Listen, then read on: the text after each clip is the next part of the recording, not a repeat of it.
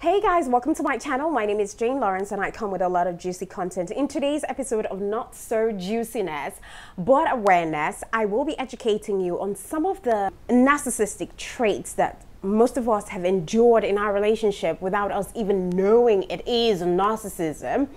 I, for one, just recently understood what this is about, and to be honest, we all have some elements of narcissism in us, but it is the extreme kind that is deadly and detrimental to our well-being that we want to beam or shine more light on. Okay, so what is narcissism? Now, from a psychoanalytic point of view, narcissism is simply a level of self-centeredness arising from failure to distinguish that self from external object, either in very young babies or as a feature of mental disorder. It's just a personality trait bridled with selfishness that involves, a sense of entitlement, a lack of empathy, and, a need for admiration. So a narcissist doesn't see beyond his perfection. Everyone is wrong. He is right. He can never do wrong. Can never take responsibility for the failure of a relationship. He can never take responsibility for anything that has gone south. They're selfish, they're self-centered. They find it very hard to apologize. They're hard to deal with or live with. You can't live a fulfilling life with a narcissist. And guess who their victims are? An empath. An empath is a person who feels things deeply and is sensitive to the plights of other people, to the next person. They can sacrifice themselves for others and they're left empty with no one to refill them. And most empaths can have self-esteem issues. They can have their self-esteem broken if not properly guarded. So the question now is, does a narcissist only target people with low self-esteem? Now listen really carefully. If you're dating or you're married to a narcissist, I need you to know that the narcissist did not pick you at random. You were not chosen by chance. They followed a system. They followed a plan. It was a conscious decision. They singled you out. They purposefully selected you as the object of their attention. Many victims believe that narcissists target weak people. They believe that narcissists go after people who are not strong enough to withstand pressure. But that's completely not true. They target people who are easy to manipulate, but they also want their target to be strong. Narcissists target people based on superficial things. They pick people who are physically attractive. They pick people who are powerful, successful, and very important, because that way they know that they're going to get a lot of supply from tearing someone like that down. They're not going to get much out of tearing a person down who isn't attractive, who isn't up there, who is already below, and who doesn't even have money or success of any kind. Because then there is nothing for them to sabotage or destroy to make them feel good about themselves. They have nothing to control or bring under control and be happy about the fact. There is nothing to fuel them to take down that type of person because they're already down on your luck. Which is why there must be something on the surface that attracted that narcissist to you. And once they've gained access to your life, the progress they make depends on your boundaries. So if you have a weak boundary, they're going to deceive you and they're going to take you down. So regardless of what position you have in life, regardless of what status quo that you occupy in life, it doesn't matter if you're a doctor or a lawyer. It doesn't matter if you're a war veteran. If you don't have boundaries, they will take advantage of you.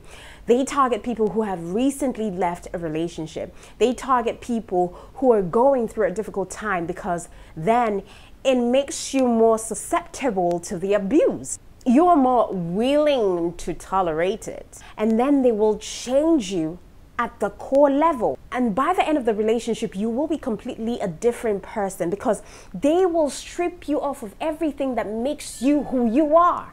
They strip you of your indispensable qualities. But it's not because you're weak. They target strong people who are in a vulnerable state. And then they exploit them while they're in that state, while they are still able to take advantage of them. But in all of this, the narcissist will not let you blame them. They never take a blame because they see it as though you gave them the opportunity. You let them do it. You let it happen. You made it a possibility for them to take advantage of you. In their mind, you didn't have to tolerate it. You didn't have to stay with them.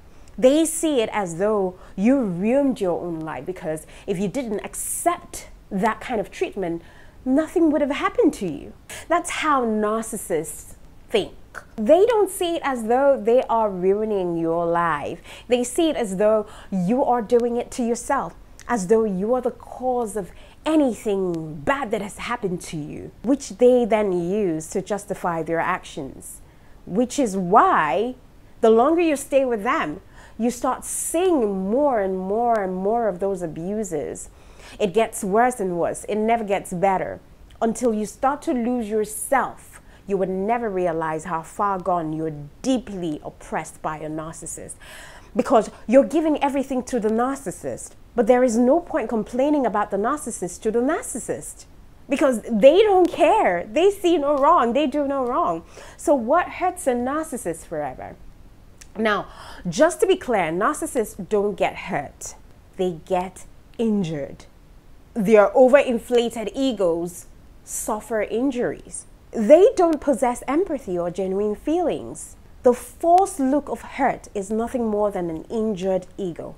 When you set boundaries, when you ignore them, when you outshine them, when you point out their flaws and so on, their injuries are usually a precursor to their rage or, sudden introversion while they plot revenge on you. So do not mistake their injuries for hurt.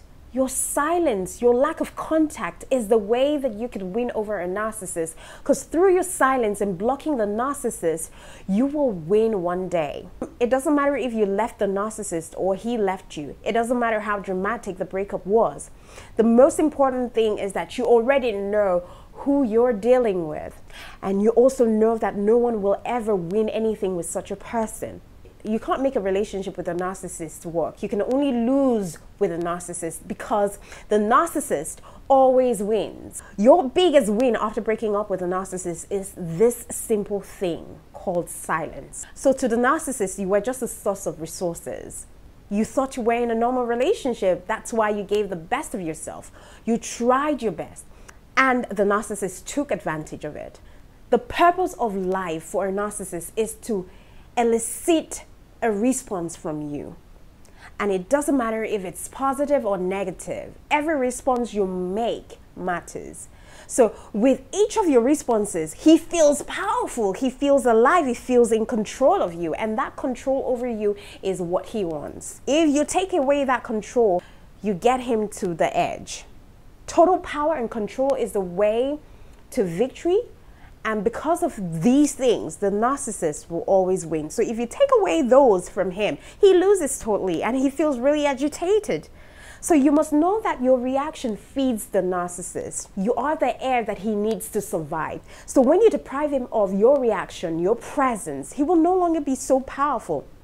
Look, I tell you what, the narcissist has an advantage over you until you know what you're dealing with. If you're clueless as to the situation that you're in with this guy or with this woman, you would always be subdued. So once you know what you're dealing with, then you can apply the right rules to his sick games. And with these simple rules, you're the one who can win. Silence is the golden rule when it comes to any interaction with a narcissist. So the golden rule is no reaction at all. Losing contact with them, no reaction. They bloody cannot stand it when you no longer react to their annoying treatment. The narcissist wants to provoke you to a certain reaction, and if you do not react, you do not let him provoke you to react, you win. Even if you're forced to interact with the narcissist, you keep that contact to an absolute minimum. You no longer share your secrets. You no longer share your worries, your plans, your thoughts with him. You start to keep it to yourself, and you give him evasive short answers. It kills him or her. They lose sleep and power over you. And some can even take it to the extreme to be physically violent with you. Because really, how dare you sleep away from my control?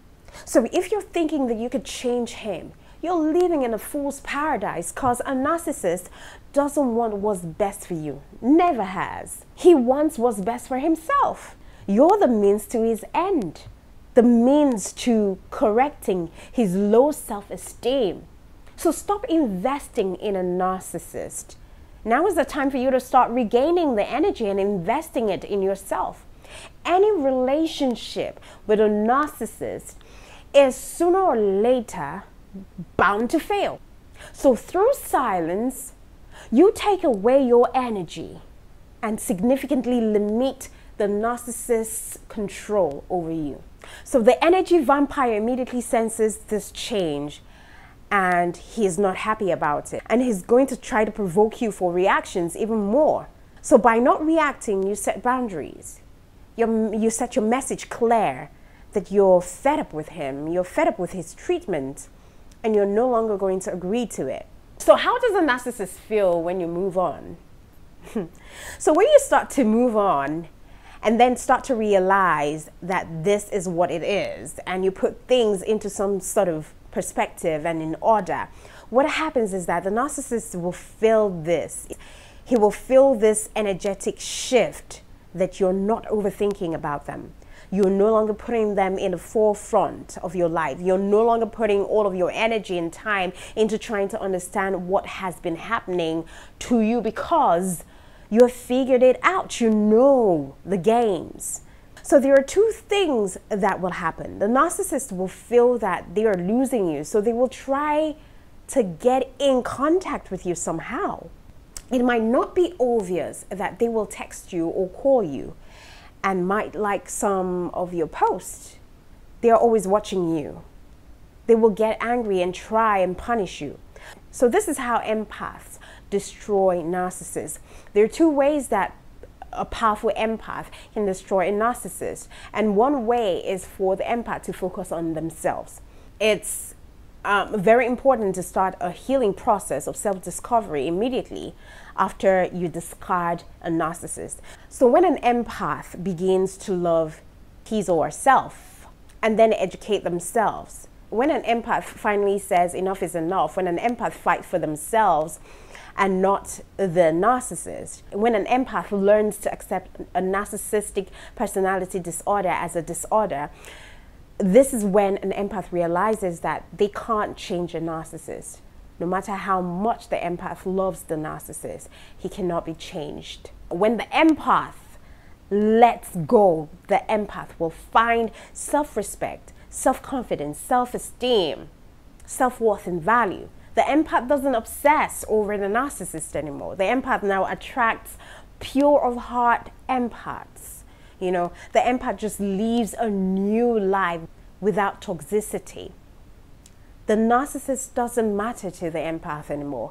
This drives the narcissist crazy. Now, the second way to destroy a narcissist is with truth.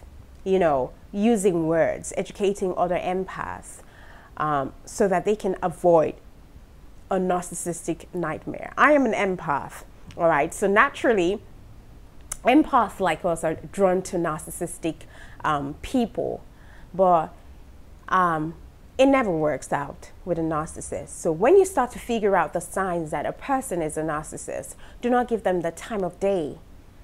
All right, an empath should be drawn to a fellow empath and leave the narcissist for a narcissist. Okay, so that's it. If you've dealt with a narcissist before, or you're living in a relationship with a narcissist, or all of these things that I've spoken about a narcissist is what you've been experiencing, you could put it in the comments and let us know how this has affected you. And if you've gotten out of that hole with a narcissist, how did you do it? And who are you with? I just want to know. All right, and thank you so much, guys, for watching my channel. Don't you forget to subscribe, hit the notification bell to get notified whenever I post a video. All right, until when I come your way, I love you. Stay blessed.